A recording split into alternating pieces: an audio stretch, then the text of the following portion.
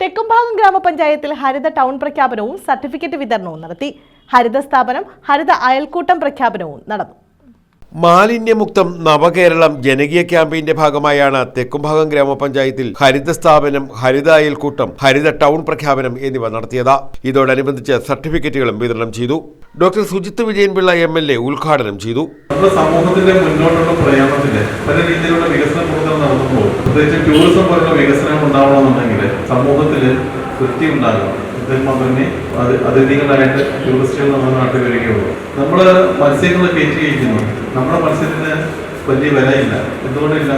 നമ്മൾ മത്സ്യം കൈകാര്യം ചെയ്യുന്ന സ്ഥലങ്ങൾ, അത് ഫീലിംഗ് ഷെഡ് ആയിക്കോട്ടെ, അതല്ലെങ്കിൽ നമ്മുടെ ഹാർബറുകളായിക്കോട്ടെ, മറ്റ് രാജ്യങ്ങളെ വെച്ച് നോക്കുമ്പോൾ അത്ര കണ്ട് വൃത്തിയും എടുക്കുമുള്ള സ്ഥലങ്ങളല്ല.